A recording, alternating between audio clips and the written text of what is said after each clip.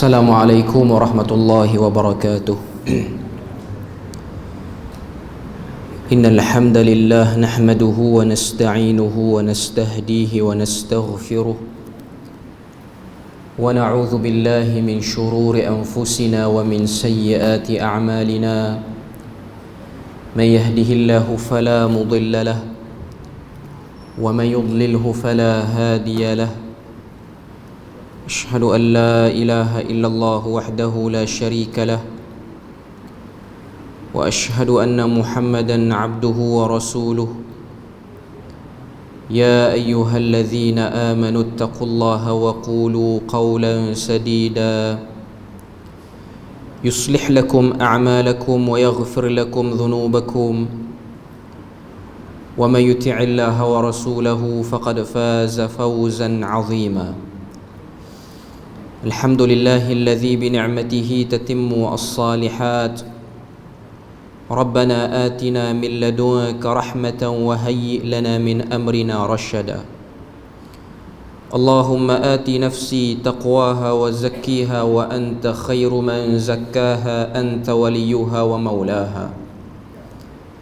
Alhamdulillah, syukur pada Allah Azza wa Jalla kerana dengan rahmat dan juga limpah kurnia yang Allah Ta'ala berikan, dapat kita bersama pada malam ni menyambung lagi perbahasan daripada risalah Talbis Iblis, syarahan terpilih. Dan malam ni kita akan sambung pada bab yang ke-38, muka surat 240, di bawah tajuk mendahulukan ibadah sunat daripada yang wajib. Bab yang ke-38 ialah masih lagi di bawah Talbis Iblis terhadap orang awam. Jadi kita tengok apa yang disebutkan oleh Al-Imam Ibnu Jauzi rahimahullahu ta'ala. Dia sebut situ, wa minal awami man ya'tamdu ala nafilatin wa yudhi'u fara'idha mithlu an yahdura al-masjida qabla al-adhani wa yatanaffala fa idha salla ma'muman sabaqa al-imama wa minhum man lam yahduru fi awqatil fara'idi ويزاحم ليلة الرغائب ومنهم من يتعبد ويبكي وهو مصر على الفواحش لا يتركها فإن قيل له قال سيئة وحسنة والله غفور رحيم وجمهورهم يتعبد برأيه فيفسد أكثر ما يصلح ورأيت رجلا منهم قد حفظ القرآن وتزهد ثم جب نفسه وهذا من أفشح الفواحش. Maksud dia muka surat yang ke-241. Kata Al-Imam Ibnul Jauzi rahimahullahu ta'ala, wa minal awami man ya'tamdu ala nafilatin wa yudhi'u fara'idha. Di antara orang-orang awam itu ada yang lebih mengutamakan ibadah sunat dan mensia-siakan ibadah fardu.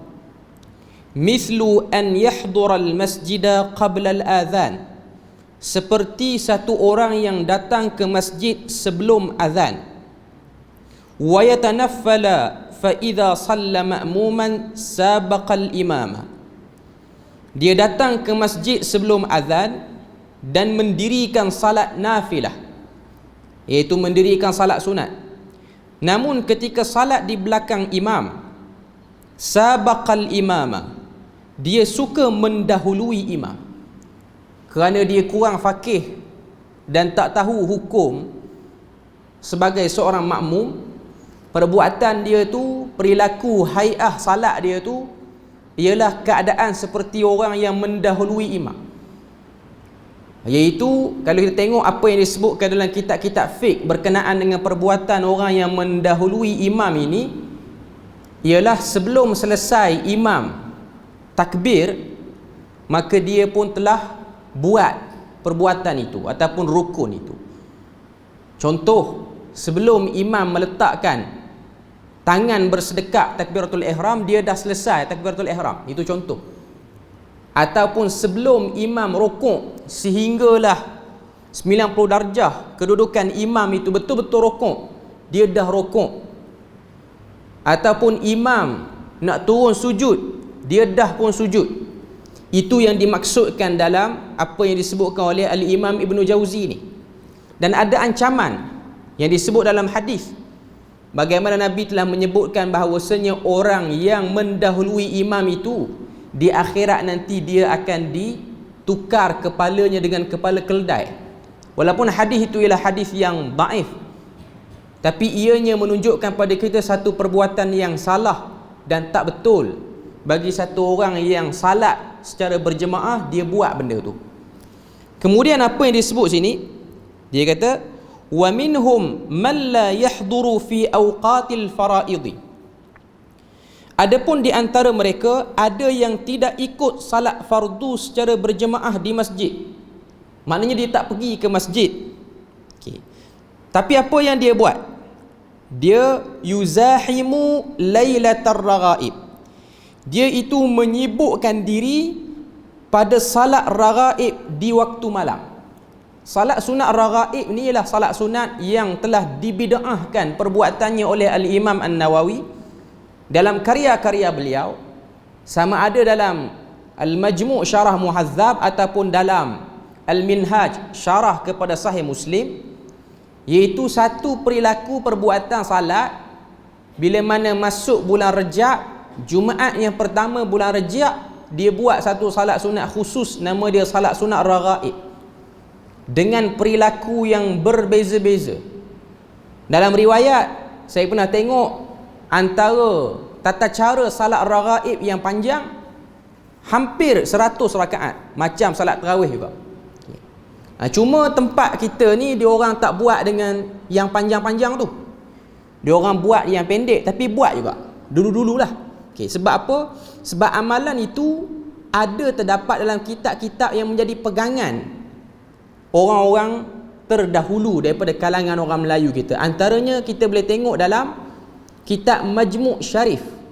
Ini telah difatwakan oleh ahli majlis fatwa negeri Perlis tentang isi kandungan Majmu' Syarif ni banyak hadis palsu. Walaupun ianya menjadi orang kata apa, isi bagi setengah-setengah ustaz dia kuliah, dia bawa cerita daripada kitab Majmu' Syarif. Kitab tu kecil je, dia besar tapak tangan je. Yang selalu duk jual kitab ni yang duk jual minyak wangi tepi-tepi jalan, Pakistan apa-apa semua tu, dia ada kitab Majmu' Syarif tu. Tapi kalau tengok sekarang ni zaman moden, walaupun perkembangan orang dah beritahu hadis palsu, bahaya riwayat hadis palsu ni, kitab Majmu' Syarif masih lagi diterbitkan, bahkan telah dimuatkan dalam bentuk PDF ataupun dalam bentuk kata apa, e-book ni. Maknanya kita boleh tengok dalam apa nama ni, dalam Google Play Store pun ada. Ini kitab Majmu' Syarif ni. Okay. Dalam tu dia ada bawa satu part dalam isi buku tu ialah tata cara salat sunat raghaib beserta doa khusus pada malam tersebut. Salat itu macam kita sebut tadi telah dibid'ahkan oleh Al-Imam An-Nawawi rahimahullahu ta'ala, bahawasanya ia bukan daripada petunjuk Nabi.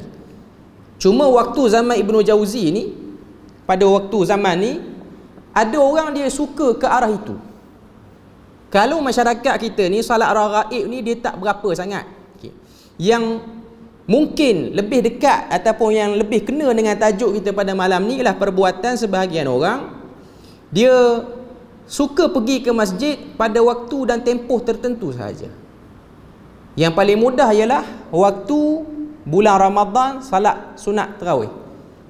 Muka-muka yang tak pernah nampak, kita akan nampak pada malam tu. Bukan salah, bukan kita nak suruh dia kekal di rumah, tak payah mari sampai mati, bukan.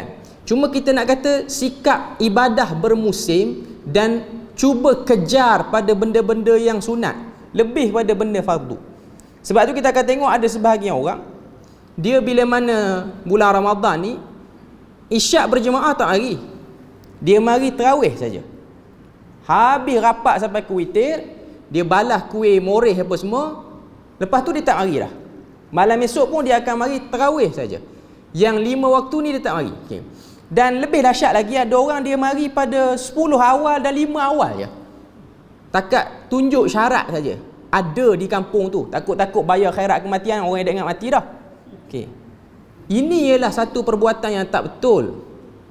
Dan itu ialah tipu daya iblis. Iblis ni dia suruh kita sibuk pada ibadah sunat.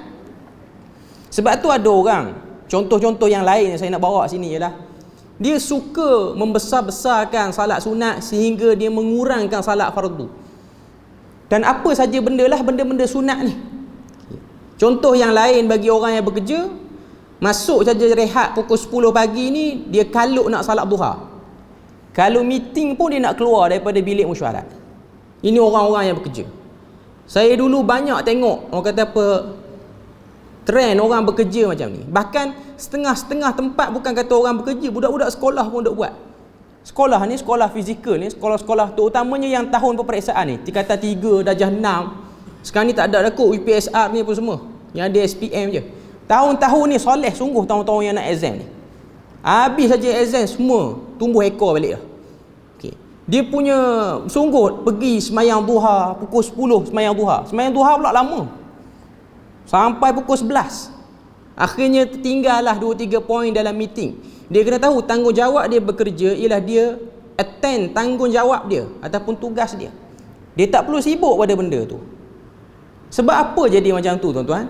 Sebab terpedaya dengan hadis-hadis yang lemah yang menceritakan tentang fadilat salat sunat duha dan kurangnya fiqh yang jelas dalam pelaksanaan ibadat sunat ni. Sebab orang kita ni dia kejar nak semayang sunat duha ni sebab apa? Sebab dia percaya salat sunat duha ni murah rezeki. Tak kerja pun tak apa, salat duha je. Tapi dia ada satu jenis orang ni dia kerja dah pun tapi dia salat duha. Dia punya nak salat duha tu sehingga dia kata apa mencuaikan kerja-kerja wajib dia. Dan itu ialah bahagian daripada talbis iblis. Sebab tu saya sebut berkali-kali bila mana kita bahas buku ni, kitab talbis iblis ni, iblis dia tak akan suruh kita sembah berhala direct. Dia tak akan suruh kita curi duit orang terus. Dia tak akan suruh kita berzina terus. Dia akan suruh kita lari satu darjah demi satu darjah demi satu darjah daripada syariat yang betul. Sehingga akhirnya benda yang kita buat tu kita rasa betul. Rupa-rupanya benda yang kita buat tu ialah benda yang salah. Itu bahagian ibadah. Itu antara contoh-contoh yang kita boleh tengok. Cuma dalam kitab kita ni dia datangkan contoh salat sunat raghaib. Salat sunat yang kita dah sebut tadi, Imam An-Nawawi telah menghukumnya sebagai salat sunat yang tidak ada dalam syariat. Okay. Kemudian apa lagi yang disebutkan oleh Al-Imam Ibn Jauzi sini? Dia kata wa minhum man yata'abbadu wa yabki. Dan yang lain ada yang beribadah sambil menangis tersedu-sedu. Tetapi dia juga tidak pernah meninggalkan perbuatan keji. Ada orang dia beribadah, dia menangis, sakan dia menangis. Tapi dalam masa yang sama dia tak lepas juga daripada kata-kata keji tu. Maknanya suka sebut benda-benda yang tak bermanfaat ataupun benda-benda yang keji. Al-fahish ni adalah benda-benda yang keji. Antara bentuk benda keji ni suka maki orang, suka sebut benda-benda yang bersifat lucah. Ini termasuk daripada benda-benda keji. Okay. Dan zaman sekarang ni dia lebih lagi, orang kata apa, benda-benda ni dia lebih tersembunyi. Orang tak bercakap tapi orang menulis. Ini benda yang saya selalu sebut. Okay. Dia mungkin salat duha, dia mungkin bangun malam, tapi dia buat fake account, dia caci maki orang dekat Facebook. Sama juga perangai macam tu. Itu hanya menjahanamkan amal ibadah yang kita lakukan. Kita punya berdoa pada Allah supaya Allah Ta'ala terima amal ibadah kita, tapi kita tak terlepas daripada benda-benda seperti itu. Okay. Kemudian apa yang disebutkan oleh Al-Imam Ibn Jauzi lagi, dia kata wa huwa musirrun 'al fawahish la yatrukuha fa in qila lahu qala sayyi'atun wa hasanatun wallahu ghafurur rahim. Okay. Kata Al-Imam Ibn Jauzi, dia kata sini, jikalau ditanya maka dia menjawab satu keburukan dengan satu kebaikan, sementara Allah Maha Pengampun lagi Maha Penyayang. Ini antara alasan orang-orang yang sibuk buat ibadah sunat ni, tapi dalam masa yang sama mulut keji, tangan suka tulis komen benda-benda yang keji. Dia jawab apa? Kata Ibn Jauzi, dia jawab satu kejahatan akan dihapus dengan satu kebaikan. Dia baca dalil lah, memang benda tu disebut dalam Al-Quran. Allah Ta'ala sebut innal hasanat yuzhibna sayyiat. Benda-benda baik itu akan menghapuskan benda-benda buruk. Tapi kalau kita buat secara macam ni, ia menunjukkan orang tu ibadah dia tidak memberi kesan. Ibadah ni sifat dia, dia akan stop kita daripada buat benda-benda mungkar. Itu yang disebut dalam Al-Quran, innas salata tanha 'anil fahsya'i wal munkar. Salat itu akan menghalang satu orang daripada buat benda keji dan juga buat benda mungkar. Walaupun itu salat, tapi dengan makna yang lebih luas, ianya lah ibadah.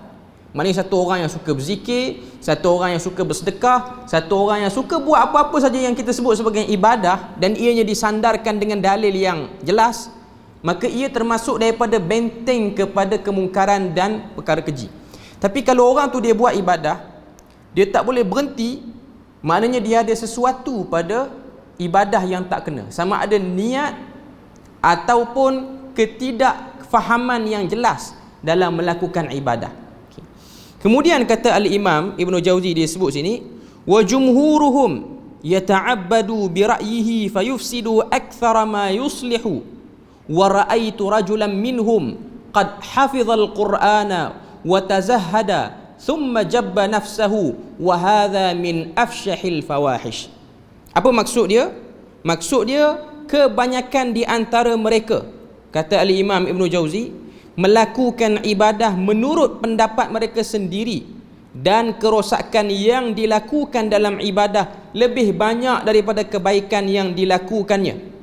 Aku melihat ada antara mereka yang sudah hafal Al-Quran dan menjadi orang zuhud, kemudian dia menganggap dirinya dibersihkan dari segala dosa, dan ini adalah seburuk-buruk perbuatan. Maknanya nak sebut pada kita sini ialah bagaimana syaitan dia menyulami ibadah-ibadah sunat itu sehingga kita fokus pada ibadah sunat je. Ini dalam bab ibadah. Dalam bab muamalat pun sama juga. Maknanya dalam bab kata apa, hubungan sesama manusia. Ada orang dia cuaikan nafkah-nafkah wajibnya, tapi dia cepat pada benda-benda sunat. Belanja orang makan sunat, tak wajib pun, tapi nafkah kepada anak isteri dia cuaikan. Mengasihani binatang, kucing ke apa semua, cukup-cukup sayang, tapi dalam masa yang sama dia abaikan nafkah, dia sakiti jiran. Ini benda yang kita nak kena sebut. Saya dah pernah sebut dah sebelum ni. Sebahagian orang, sebab zaman sekarang ni orang minat bela kucing. Baguslah bela kucing tu, bagus tuan-tuan. Tak ada apa-apa problem pun pada bela kucing tu. Cuma yang ada problemnya bila mana ada sebahagian orang dia sangka bela kucing itu Nabi suruh. Yang tu problem. Nabi tak suruh. Apatah lagi mengatakan bahawasanya Nabi tu dia ada kucing yang Nabi pelihara, tu pun tak ada. Yang dia kata nama dia Mu'izzah apa semua itu tak ada. Nak bela kucing dipersilakan bela kucing, tapi jaga hak-hak yang wajib. Makanan kucing 200 bulan, makanan anak 100 je. Tak seimbang tuan-tuan. Duk harapkan kucing itulah doakan kita. Dia tak tahu anak pun boleh doa. Kadang-kadang doa anak tu lebih Tuhan dengar pada doa kucing tu. Kucing tu dia ambil manfaat, dah kamu baik sangat, aku makan lah. Dia tak ada apa-apa pun. Dan ada sejenis orang lagi, dia bela kucing elok apa semua, dia tidak mengendahkan bab adab berjiran. Sebab kucing ni dia binatang yang merata. Dia pelihara kucing, duk ingat Tuhan bagi pahala lah mengasihani binatang, tapi dia dicaci maki oleh jiran dengan sebab kucing dia tu dengan kaki tak bersih naik atas kereta bau basuh, berak dekat rumah orang, kencing dekat rumah orang. Satu taman tahu dia ni berak kucing, tak jaga, tak letak dalam sangkar apa semua. Itu semua benda yang mengganggu, dan itu semua tipu daya iblis. Saya kata kat sini bahawasanya orang yang dia penuhi kewajipan, itu ialah benda yang menjemput rezeki. Dia salat 5 waktu, awal waktu, salat di masjid bagi orang lelaki, jaga nafkah anak bini, itu ialah satu bab daripada sebab Tuhan nak beri rezeki. Walaupun tuan-tuan tak buat salat duha, walaupun tuan-tuan tak bela kucing, walaupun tuan-tuan tak belanja orang makan, itu ialah antara bab yang Tuhan akan beri pada kita kebaikan. Sebab Tuhan suka satu orang hamba ni mendekat pada dia dengan al-faraid, dengan benda-benda fardu dulu. Ini benda yang tuan-tuan kena ingat, bahawasanya kita manusia ni jangan orang kata apa, terkalih dengan benda ni, dialihkan dengan benda-benda seperti ini. Kita kena faham bahawasanya yang wajib itu ialah ibadah wajib dulu, baru nak bercakap tentang ibadah sunat. Kita tengok syarah dan tahqiq dia sebut. Tipu daya iblis, muka surat 242. Terhadap orang awam yang seterusnya adalah membisikkan kepada orang-orang awam supaya lebih mengutamakan ibadah-ibadah yang sunat berbanding ibadah yang fardu. Sedangkan ibadah fardu seperti salat 5 waktu adalah salat yang lebih dituntut untuk dilakukan. Salat yang lebih dituntut untuk dilakukan. Seperti orang yang hanya menjaga kewajipan salat ketika menunaikan umrah sahaja. Ini pun satu masalah juga. Ni bila mana sepadan negara dah buka ni, Malaysia ni antara negara yang dibenarkan oleh Arab Saudi untuk menunaikan umrah.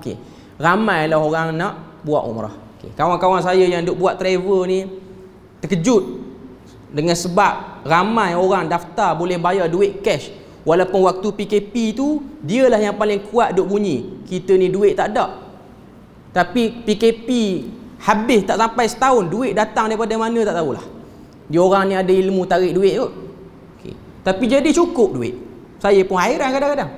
Waktu PKP tu duk tulis dalam FB lah, dia punya perniagaan nak lingkup dah.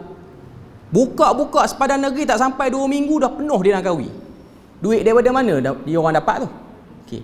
Ada je duit, tapi duit untuk klien tu banyak lagi daripada duit-duit yang sepatutnya. Dia macam tu lah manusia ni. Jadi bila mana satu orang dah dia ada niat nak buat umrah, itu bagus. Itu bukan benda yang dilarang. Memang Nabi anjurkan pada kita ni untuk bermusafir pergi ke Masjid Al-Haram dan juga Masjid Nabawi ni. Sehingga Nabi sebutlah hadis, la tashuddur rihal illa ila 3 masajid. Jangan kamu bersungguh nak pergi musafir melainkan pada 3 masjid, iaitu Masjidil Haram, Masjid Nabawi dan juga Masjid Al-Aqsa. Masjid Al-Aqsa ni ada perbincangan sikit waktu sekarang sebab dia di bawah pemerintahan Zionis. Cuma nak sebut pada kita bahawasanya bila mana dah buka sepadan negara ni, ramai orang yang nak pergi umrah. Ramai. Kawan saya yang urus travel tu, dia buka baru 2 minggu dah penuh dah satu trip tu. Dan yang lebih menakjubkannya, ramai ambil business class berbanding ekonomi ni. Maknanya ada duit. Yang datang tu bawa duit cash. Bukan pakai swipe kad ni apa semua. Maknanya memang ada duit. Tak ada masalah yang tu. Ada duit dipersilakan. Cuma dia ada satu problem. Bila mana sampai di sana, dia buat betul-betul, buat sungguh. Balik Malaysia, dia tak ada dah di masjid di kampung dia. Dia cuma wujud di masjid di sana sahaja. Sebab nak kejar kepada fadilat tu. Benda tu baguslah, cuma berkekalan lah suka pergi masjid tu sampai balik Malaysia pula nanti. Itu okey. Itu okey. Saya pernah jumpa yang lebih teruk lagi, dia pergi sana, dia tak pergi juga masjid. Dia ada jenis macam tu. Sebelum daripada dunia dilanda Covid ni, saya duk buat travel juga, bawa orang travel. Ada jemaah-jemaah umrah yang kita bawa, terutamanya yang dah pernah pergi. Satu orang yang saya bawa tu, dia orang kenamaan. Dia orang-orang yang ada pangkat lah di negeri dia. Tak nak sebut lah dia tu siapa. Dia banyak kali lah pergi umrah ni. Waktu saya beri penerangan tu pun, dia duduk dekat seat bas paling depan. Dia kata, saya ni ustaz dah tak ingat dah berapa kali pergi umrah. Nak kata banyak tu. Kita pun tak tanya pun. Dia yang beritahu. Dia orang ni macam tu. Orang tak tanya, dia beritahu. Dia nak kata dia pandai. Saya ingat ni nak jemput dia jadi mutawif, kita pula jadi peserta umrah. Nampak dia macam cerdik sangat. Tapi setiap kali pergi ziarah, dia memang tak join. Saya hanya jumpa dia di Felda di Saji sahaja. Orang yang pergi umrah, dia tahu Felda di Saji ni restoran orang Melayu lah. Makanan Melayu, duduk dekat bangunan Menara Jam. Beli teh tarik ni macam tak pernah minum sebulan. Baru 2 hari tinggal Malaysia. Padahal dia duduk di Malaysia tu pun bukan minum teh tarik sampai 4 gelas hari pun. Tapi pergi sana, teh tarik sana bukan murah macam tempat kita. RM2, RM3, sana RM8 segelas. Yang ada ais ni RM10. Mahal lah. Tapi dia punya saka nak cari ikan bakar lah, apa-apa semua di sana. Tanya kita dekat mana restoran apa nama ni, kambing, apa nama ni, unta punya nak makan, sanggup beli. Yang unta ni satu hidangan paling murah 90 rial, tapi yang dia beli tu, saya ikutlah, tempah dah dia nak sangat, 250 rial setalam bawa balik ke hotel. Dia ambil package yang agak mahal lah. Okay. Tapi saya tak pernah jumpa orang-orang lain yang saya bawa tu, saya perasan lah ada di masjid kita, perasan. Okay. Tapi dia saya tak perasan. Saya perasan waktu naik flight di KL, di Mekah saya perasan dia di Felda di Saji, di Madinah saya perasan dia di kedai makan Indonesia, rumah makan Padang. Lepas tu saya perasan di airport Jeddah pula. Di masjid saya tak pernah perasan muka dia. Okay. Rupa-rupanya dia memang tak pergi. Bila mana dah nak balik tu, dia tanya saya. Dia kata Saudi ada keluar fatwa kan, boleh semayang jemaah dengan ikut speaker dalam masjid. Oh, itu akalan dia.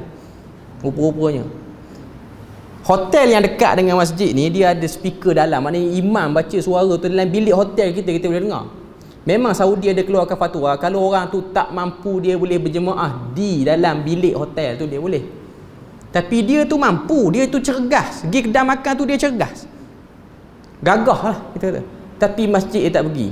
Mungkin dah 10 dia buat umrah ni melancong, bosan macam pergi Langkawi, pergi makan siakap 1000 lebih.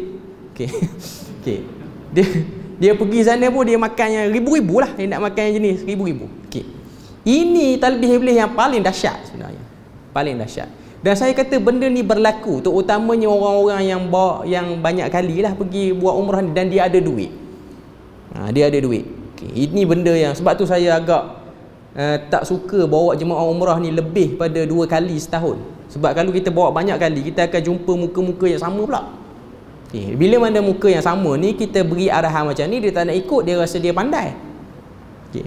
Cuma nak sebut pada kita bahawasanya itu antara benda yang disebut dalam contoh ni, ialah satu orang yang bila mana dia pergi buat umrah, dia waktu umrah tu saja yang dia pergi masjid apa-apa semua. Dan yang lebih dahsyat lagi, di sana pun tak pergi, balik pun tak pergi. Itu ialah bab daripada talbih iblis. Sepatutnya dia dah banyak kali pergi umrah, duit dia banyak, dia bagi pada orang yang tak pernah pergi. Sepatutnya lah. Bagi saya itu lebih baik, itu lebih membantu orang-orang miskin yang tak pernah pergi asnaf. Sekarang ni pun ramai orang buat macam tu. Okay. Ataupun dia tanggung mana-mana orang yang belajar apa-apa semua, itu lebih baik. Cukuplah dia pergi sekali 2 kali, cukuplah. Okay. Dia tak perlu pergi banyak. Cuma nak sebut dia, kita kadang-kadang talbis iblis ni dia macam tu lah. Kita dengar orang kampung, orang-orang jiran-jiran kita ni tak ada duit, yang betul-betul melarat nak bagi tu kedekut. Tapi kita tu jenis pergi umrah tiap-tiap tahun, duit tu ada, kita takut nak pergi beri pada orang. Itu pun bahagian pada talbis iblis sebenarnya. Wajib membantu orang susah di sekeliling. Ada orang dia putus silaturahim dengan adik-beradik dia, tapi dia pergilah buat umrah ke mana-mana ni, dia rasa benda tu boleh cover. Tak, benda tu tak boleh cover. Tuan-tuan kena ingat, Mekah ni, Kaabah ni ialah tempat ibadah, bukan tempat untuk bersih diri. Balik tu kira Tuhan ampun semua dosa. Tak pun. Itu satu konsep yang silap sebenarnya. Okay. Cuma nak sebut pada kita bahawasanya manusia ni dia ditipu oleh syaitan sampai ke tahap tu. Kita kena tahu, di Mekah tu pun syaitan ada, sama macam di Malaysia ni pun. Bukankah kita pernah dengar sirah Nabi Ibrahim waktu dia nak pergi sembelih anak dia Ismail tu, berapa kali iblis main kacau. Iblis duk main kawasan Kaabah tu pun, kawasan Mekah tu lah yang dia duk main tu. Okay. Jadi ini benda yang kita kena tahu supaya kita ni tidak tergelincir pada bab-bab seperti ini. Okay. Kemudian apa lagi yang dia sebut sini? Hukum menunaikan umrah hanyalah sunat jikalau hendak dibandingkan dengan hukum menjaga salat fardu yang hukumnya adalah wajib. Salat nafilah ialah tambahan salat daripada apa yang difardukan oleh Allah Subhanahu wa taala, seperti salat tahajud, salat taubat dan salat hajat. Jadi nak sebut pada kita, poin dia ialah jangan over pada ibadah sunat sehingga kita cuaikan yang fardu. Contoh lain yang dibawa oleh Imam Ibnu Jauzi adalah seorang yang datang masjid awal untuk menunaikan salat Jumaat, tetapi apabila sedang salat, pergerakan salatnya pula melebihi imam, dan salatnya itu tetap tidak sah walaupun dia telah datang awal ke masjid. Datang awal ke masjid itu perkara yang sunat berbanding wajib untuk tidak melebihi pergerakan imam dalam salat. Ini contoh yang dibawa oleh Al-Imam Ibn Jauzi. Dia datang ke masjid tapi dia tidak ada ilmu tentang bab salat apa-apa semua ni. Akhirnya apa yang dia buat tu tak betul. Dia macam ni tuan-tuan. Orang ada ilmu, bab selepas ni kita akan bahas. Orang ada ilmu, Tuhan akan jadikan dia ni berat nak buat. Orang tak ada ilmu, Tuhan jadikan dia rajin. Syaitan tu jadikan dia rajin. Godaan dia, bukan Tuhan. Syaitan jadikan dia tu rajin. Orang dia tak ada ilmu, dia tak tahu apa pun. Dia cuma adalah jubah selai. Lepas tu ada kupiah sikit, ada lebay sikit apa semua, datang masjid. Orang syok. Dia dengar orang puji dia, bagus hang ni datang masjid solat selalu. Dia syok, dia solat tak kira, lepas asar pun solat. Okay. Dia jadi rajin. Sebab apa? Dia nakkan kepada benda tu. Okay. Orang alim, dia tahu benda tu salah. Dia tahu banyak amalan-amalan sunat, jadi berat nak buat. Itu ujian bagi orang alim. Sebab tu Imam Abu Bakar Ibnul Arabi, Qadhi Abu Bakar Ibnul Arabi dalam mazhab Hanafi, dia pernah kata, dia kata, dulu aku pernah dapat peluang minum air Zam-Zam. Aku minta pada Tuhan, ya Allah jadikanlah aku ni alim. Dan Allah Ta'ala beri pada aku ni alim. Cuma satu je aku terlupa minta waktu minum air Zam-Zam. Bagilah aku boleh beramal dengan ilmu yang banyak. Tang beramal tu dia lambat sikit berbanding orang kata apa, faham ilmu. Faham tu cepat. Tapi nak beramal dengan ilmu tu dia payah. Okay. Seterusnya muka surat 243, Rasulullah SAW melarang makmum melebihi pergerakan imam berdasarkan hadis Nabi daripada Abu Hurairah. An Abi Hurairah an Nabi sallallahu alaihi wasallam annahu qala innama ju'ila al-imamu liyu'tamma bihi fala takhtalifu alaihi fa idza raka'a farka'u wa idza qala sami'a Allahu liman hamidah faqulu rabbana lakal hamd wa idza sajada fasjudu wa idza shalla jalisan fasallu julusan ajma'un wa aqimus saffa fis salah fa inna iqamatas saffi min husnis salah. Daripada Abu Hurairah radhiyallahu anhu, daripada Nabi bersabda, imam itu dipilih untuk diikuti. Imam itu dipilih untuk diikuti. Maknanya imam yang dilantik untuk mengimamkan salat ialah imam yang kita kena ikut. Imam yang kita kena ikut. Sebab tu kalau kita tengok, para ulama fiqh meletakkan jawatan imam ini ialah pada pemerintah yang paling tertinggi bagi satu negeri, daerah, kawasan, kampung ataupun apa-apa sajalah, mukim ke apa. Maknanya imam tu mesti daripada orang yang kita sebut sebagai pemimpin politik. Sebab tu tengok Nabi sendiri dia pemimpin, dia jadi imam. Sebab dengan jadi imamnya pemimpin, kuasa dia lebih besar untuk membetulkan jemaah makmum di belakang berbanding orang lain yang dilantik oleh pemerintah. Cuma benda tu tak mampu nak buat sekarang. Semua yang jadi imam ni, termasuk saya sendirilah yang dilantik jadi imam ni, kita ialah wakil kepada pemerintah. Maknanya raja tertinggi. Kalau raja nak jadi imam seluruh masjid ni, dia tak larat, dia tak mampu. Dia pun lantik wakil. Okay. Cuma dari segi kuasa besar, dari segi kuasa yang ada, ialah hebatnya pada pemerintah yang tertinggi itulah. Sebab tu Nabi dia boleh tegur para sahabat macam ni yang salat, sebab dia pemerintah tertinggi. Tapi kalau yang jadi imam tu ialah orang biasa, orang kebanyakan, dia nak tegur kesilapan jemaah tu dia payah sikit lah. Tambah-tambah pula dia muda berbanding jemaah-jemaah yang lain. Itu juga antara cabaran yang kita kena hadapilah, terutama imam-imam yang agak muda ni. Okay. Tuan-tuan bayang kalau yang jadi imam ni Perdana Menteri ke, Menteri besar ke, dia boleh orang kata apa, tegur dengan lantang lah, sebab dia ada kuasa. Maknanya kalau dia tengok belakang siapa yang tak datang, dia boleh persoalkan. Kenapa orang ni rumah dekat dengan masjid tak datang?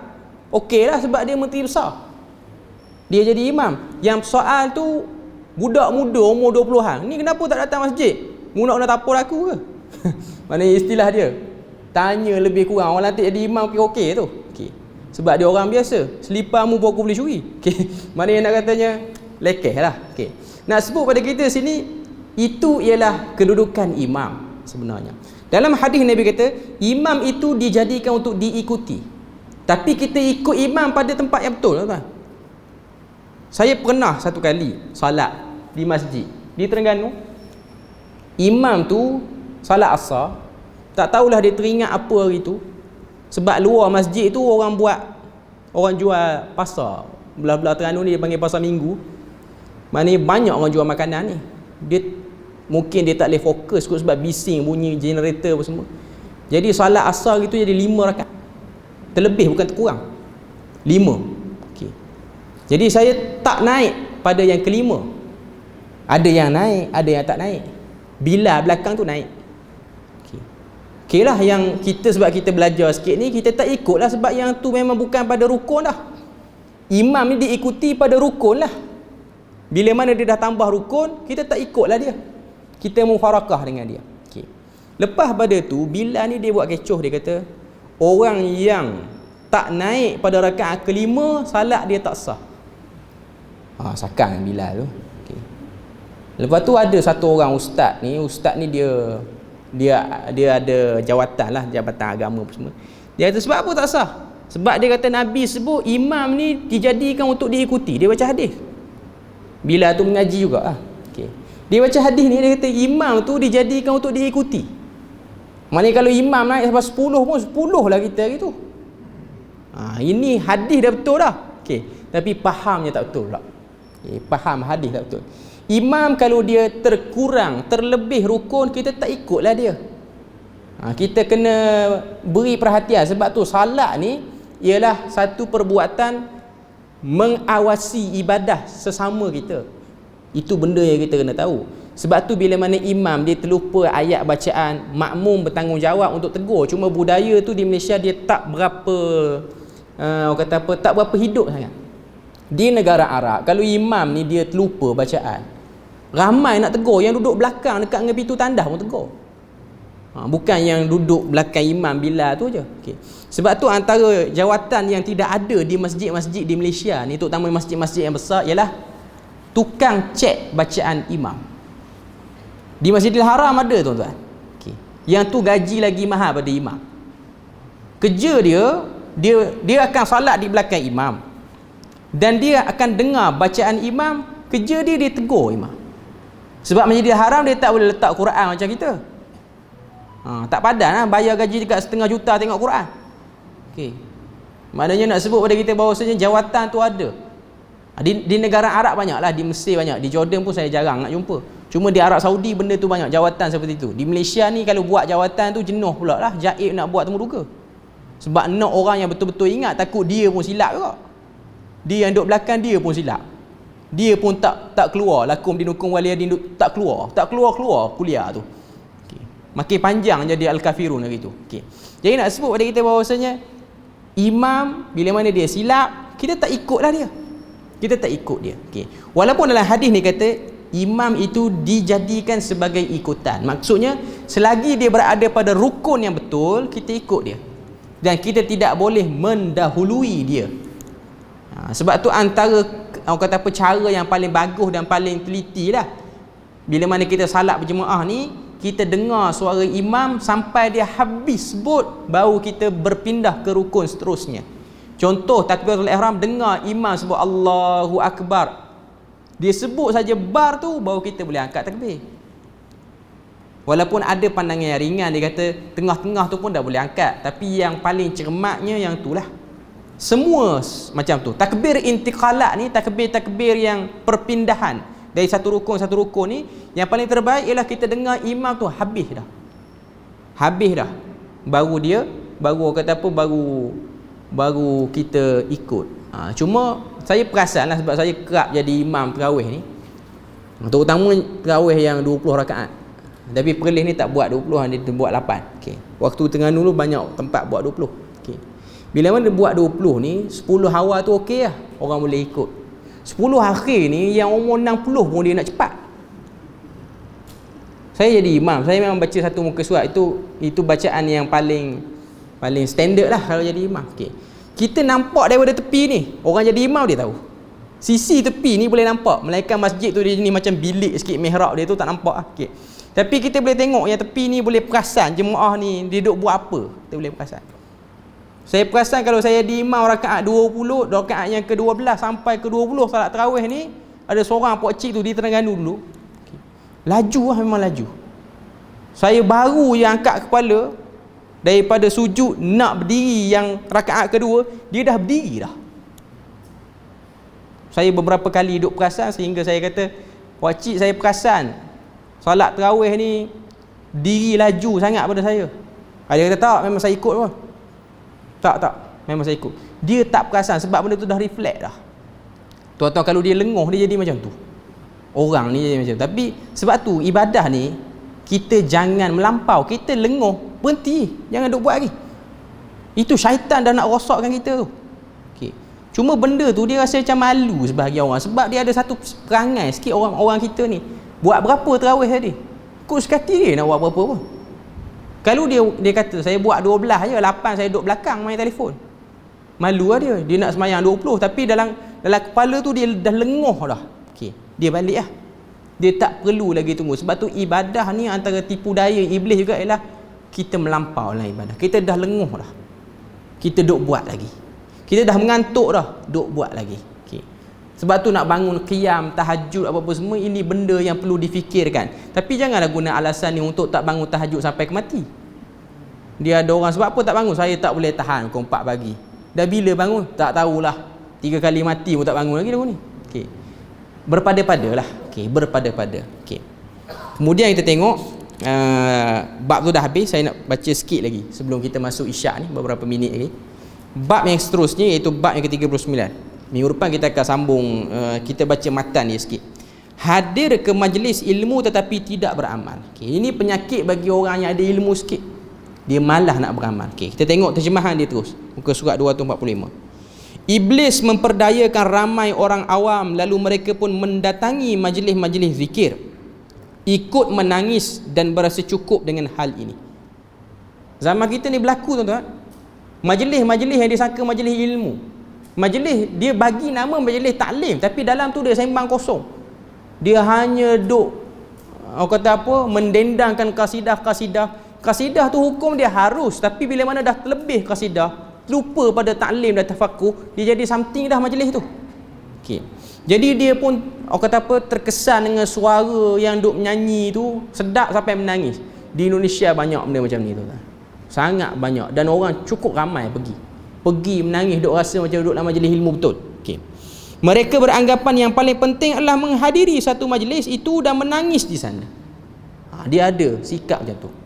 Yang penting kita datang. Tak dapat apa pun tak apa. Yang penting kita datang. Kita duduk saja. Sebab tu saya ingat dulu waktu saya kuliah di Kemaman dulu, waktu Dr. Zakir Naik datang. Dia buat tour Malaysia dan juga Terengganu. Dan diislamkan berapa ramai orang, student foreigner yang belajar di satu college oil and gas ni, Ranako ni. Ramai yang masuk Islam daripada Filipina apa semua, ramai yang masuk Islam. Okay. Cuma adalah yang orang kata apa, yang selalu ikut kuliah-kuliah yang berkitab ni, dia tak pergilah kuliah berkitab sebab nak pergi jumpa Zakir Naik. Walaupun dia tu memang bahasa Inggeris SPM dia fail. Dia tak faham pun apa Zakir Naik cakap. Okey. Tapi dia boleh sebut ramai orang malam tu. Tanya apa Dr. Zakir Naik sebut? Tak tahulah, tengok ramai orang, lepas tu adalah 2-3 orang masuk Islam. Itu pun bab bahagian talbis iblis. Dahlah bersesak-sesak. Parking tak betul, menyusahkan orang. Banyak benda kita dapat tu. Orang dia nampak macam pergi je. Kita nak pergi tempat-tempat macam ni kena fikir banyak. Kena fikir banyak benda. Adakah ia keperluan utama kita ataupun tidak? Kadang-kadang tengok live di rumah pun lebih clear lagi berbanding pergi situ. Dengan mic tak berapa nak clear sangat, kita dengar pun lebih kurang. Pergi pun habis duit, beli air situ, beli makanan sini, akhirnya jadi majlis makan, tak jadi majlis ilmu pun. Okay. Jadi itu benda yang kadang-kadang mengelabui sebahagian orang. Okay. Sikit lagi kita sebut. Dan jikalau mereka tidak melakukan hal itu, iaitu bersama-sama menangis dan mendengar zikir-zikir, ia dapat menambah dosa dan kesalahan pada pandangan mereka. Kalau tak pergi, rasa macam berdosa, padahal ia hanya majlis menangis dan meratap sahaja. Sesungguhnya aku melihat segolongan orang yang datang semenjak beberapa tahun ke majlis zikir. Kita bagi lalu azan dulu.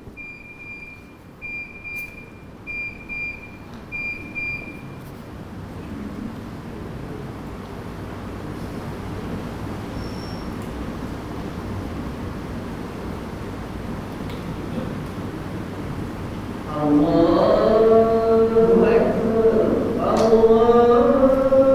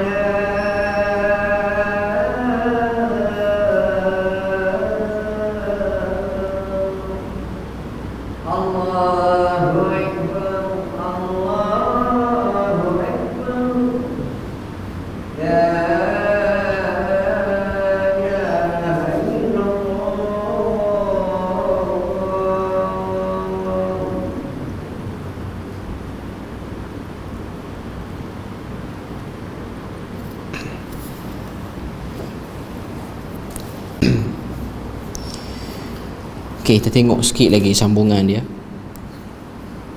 Sesungguhnya aku melihat segolongan orang yang datang semenjak beberapa tahun ke majlis zikir. Dinamakan majlis itu dengan majlis zikir. Ikut menangis dan menampakkan kekhusyukan. Okay. Kalau kita tengok dari segi zaman ni, Ibnu Jauzi ni, dia prefer ataupun dia nak tuju pada kumpulan mana? Kumpulan Syiah pada waktu tu. Yang mana mereka ni akan selalu buat majlis memperingati Fatimah Az-Zahra, memperingati sekian. Tuan-tuan boleh tengok lah dalam live apa semua ni, dalam YouTube pun banyak. Okay. Yang dia orang buat live daripada Karbala ni, daripada Iraq ni. Okay. Dia boleh katakan hampir tiap-tiap hari, tiap-tiap malam dia akan buat satu majlis menangis, cerita. Tapi sejarah tu sejarah tipu lah. Kata Fatimah ni disakiti dengan sekian. Lepas tu pakat menangis. Yang duduk dalam majlis tu sedang merasakan diri dia orang berada dalam majlis ilmu tu kan. Berada dalam majlis ilmu. Okey. Duk menangis apa-apa semua. Ini yang ingin dimaksudkan oleh Ibnu Jauzi, iaitu merujuk kepada kumpulan Syiah pada waktu tu. Kalau zaman-zaman yang sekarang ni banyaklah dia tak guna nama Syiah, guna nama lain. Okey, ataupun dia punya kata apa, konten program tu sama saja. Bawa cerita. Sebab tu kita akan tengok dulu ada orang bawa cerita ni. Cerita apa? Bilal bin Rabah ni tak boleh azan selepas kewafatan Nabi. Kan? Tuan-tuan pernah dengar cerita tu daripada penceramah selebriti, ramai ada bawa cerita tu. Okey. Tak boleh azan, tengok ni menangis, sehingga sampai dekat orang kata apa? Jumpa dengan Abu Bakar, jumpa dengan cucu Nabi Hasan dan Husain, segan. Tak malu dengan cucu Nabi ni, dia pun azan juga. Tu pun tak komplit azan dia. Cerita tu sedih tuan-tuan, ramai menangis. Ustaz-ustaz ni buat modal lah waktu Maulidur Rasul ni, duk cerita tentang benda ni. Cerita tu palsu, ramai menangis. Yang tengok video pun menangis, bukan kata yang ada dalam majlis tu. Okay. Point ni lah, dia ada satu benda kan, satu problem orang yang berceramah ni, dia fikir nak bagi orang ketawa banyak, nak bagi orang menangis banyak. Ini dua-dua problem. Dia ada sikap penceramah dia macam tu. Sebab tu Ibnu Jauzi dia sebut mereka ini kusas, tukang cerita. Dia bukan pakar rujuk, dia tukang cerita. Dia pandai cerita. Orang pun pergi dengar cerita dia menangis. Okay. Yang menangis ni dia rasa macam balik tu, rasa macam duduk satu majlis yang menambahkan keimanan dia. Yang tu teruk dah. Ada yang teruk lagi, dia majlis ilmu tapi dia buat kelakar terlebih sangat. Dan akhirnya orang hanya membilang-bilang lawaknya sahaja. Orang tak bilang benda lain dah dalam kuliah dia ataupun, tapi dia bagi nama tu kuliah lah. Dia tak panggil maharaja lawak apa semua, tapi dia buat di masjid tu. Benda tu dipanggil sebagai kuliah. Dia ada satu trend, bahkan benda tu merosakkan. Tapi sekarang dia nampak dah macam stabil balik. Dulu awal tahun 2000 ni, bila mana ada trend satu orang penceramah ni dia suka duk buat lawak, sehingga semua orang di mana-mana negeri pun bila mana kuliah maghrib dia nak cari ustaz yang pandai buat lawak sahaja. Dan dia orang sanggup terminate orang-orang yang mengajar ilmu ni kerana nak dengar yang lawak. Dia ada satu budaya yang tidak sihat macam tu. Dan akhirnya kuliah ini tidak memandaikan orang, tapi kuliah ini hanya untuk menjadi tempat orang ketawa sahaja. Itu antara musibah tempat meja kuliah ni. Kadang-kadang dia dah akhir zaman ni terbuka macam-macam, benda itulah yang jadi. Okay. Kita pergi sampai ke bawah tu lagi apa yang dia sebut. Tetapi mereka tidak meninggalkan kebiasaan mengamalkan riba, menipu dalam jual beli, dan tidak memahami rukun-rukun salat, tidak berhenti mengumpat dan menderhaka kepada kedua orang tua. Mereka adalah orang-orang yang telah diperdaya iblis sehingga mereka beranggapan dengan menghadiri majlis zikir itu dapat menghapuskan dosa-dosa mereka. Jadi itu antara majlis-majlis ilmu yang palsu. Akhir zaman ni pun benda tu makin banyak berlaku. Okay. Cuma insya-Allah kita akan baca syarah dan tahqiq dia tu pada minggu depan, dan kita ulang lagi bab ni lah untuk kita lebih teliti sikit lagi apa yang disebutkan oleh Dr. Zaharuddin dalam syarah ni. Kita berpada situ je untuk malam ni. Moga Allah Ta'ala beri pada kita rahmat dan berkat. Subhanakallahumma wa bihamdik, asyhadu an la ilaha illa anta wa astaghfiruka wa atubu ilaik.